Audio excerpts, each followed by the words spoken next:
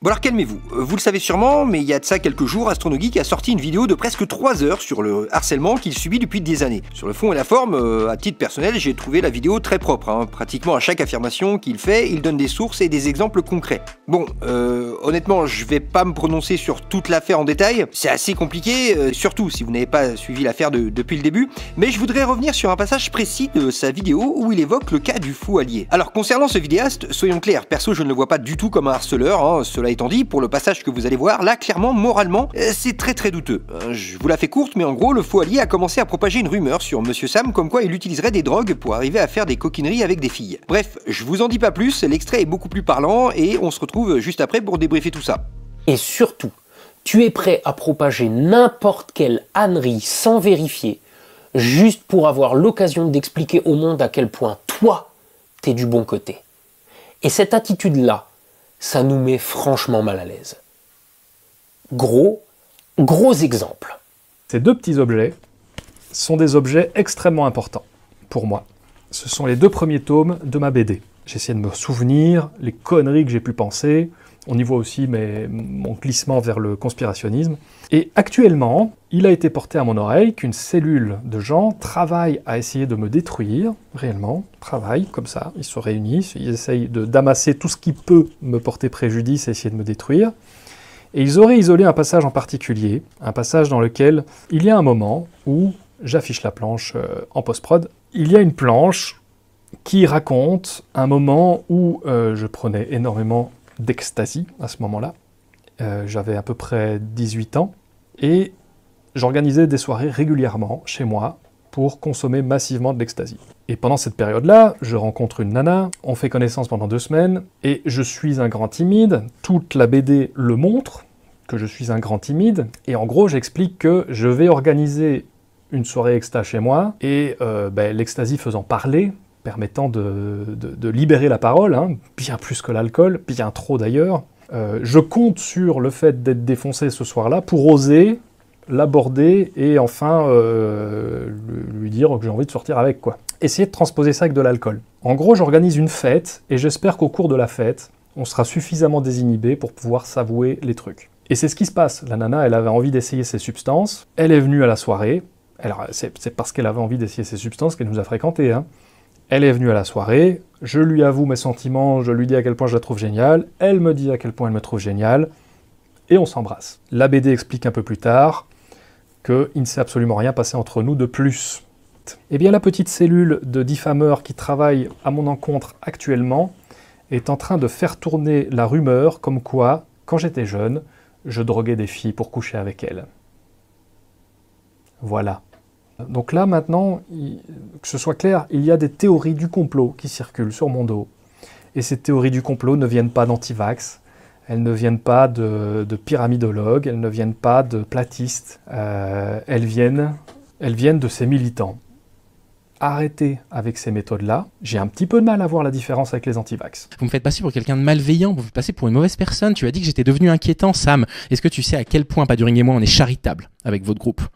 Parce que si tu savais, je pense que tu le sais, petit message, en feront absolument ce que les personnes concernées par le message souhaiteront en faire. Mais les vidéastes qui utilisent justement de la drogue à l'insu des femmes, ou parfois même pas à leur insu, pour obtenir des rapports sexuels, on vous voit, on sait qui vous êtes, les témoignages affluent en ce moment, et vous devriez avoir honte de vous. La prise de drogue qui va déterminer un acte sexuel est une circonstance aggravante du viol, et les peines peuvent passer de 15 à 20 ans. Vous en faites ce que vous voulez, les gens concernés, il y en a très peu heureusement, mais ils savent très bien que je suis en train de parler d'eux. Voilà, ça suffit. Vous savez comment Sam a su que le fou allié tenait ses propos ? Parce que le fou allié a contacté des collègues en privé pour leur donner la version à charge contre Sam. Et les collègues, qui eux étaient un peu plus sceptiques, ont demandé un autre son de cloche à Sam. Une fois la vérité rétablie, ils ont fait remonter l'info au fou allié. Je voudrais vous parler d'un sujet que j'ai mal abordé là récemment, que j'ai abordé en donnant l'impression que je visais une personne en particulier, ce qui n'était pas le cas. Les gens concernés, il y en a très peu heureusement, mais ils savent très bien que je suis en train de parler d'eux. En donnant l'impression que je visais une personne en particulier, ce qui n'était pas le cas. Ils savent très bien que je suis en train de parler d'eux. En donnant l'impression que je visais une personne en particulier, ce qui n'était pas le cas. Menteur. je le dis, menteur. T'étais prêt à jeter Sam sur la place publique. On t'a juste retenu à temps. Et c'est pas la première fois que tu te fais pincer de la sorte. Donc que tu veuilles parler de féminisme, ok. Que tu veuilles parler de progressisme, amen. Et si ça t'aide à te sentir une meilleure personne, tant mieux pour toi. Mais si tu propages de la merde et que dès lors tu diffames juste pour te faire passer pour le chevalier blanc, tu vaux pas mieux que les autres. Voilà, grâce à la vidéo d'Astronogeek, on voit très bien ici que le fou allié a délibérément tenté de faire courir une rumeur sur Monsieur Sam alors qu'il n'avait finalement aucune putain de preuve. Rien, juste une BD que Sam lui-même a écrite, dans laquelle effectivement il raconte une fois où dans sa jeunesse il s'est simplement retrouvé à une soirée très arrosée et en a profité pour dire à sa dulcinée qu'il l'a trouvée charmante. Et du coup, c'était réciproque, super. Et c'est tout. Alors, à titre perso, je vous le dis, mais si ce genre de situation est illégale, moi je prends perpète. Hein. Non, parce que des soirées comme ça dans ma jeunesse, j'en ai connu. Alors oui, moi c'était que de l'alcool, mais c'était le même principe. Hein. Je plaisais à une fille, elle me plaisait aussi. Et forcément, dans une soirée, l'alcool aidant à casser certaines barrières, il y a eu des rapprochements consentants. On s'est mutuellement avoué notre attirance, mais rien d'illégal. C'est un événement d'extrême droite!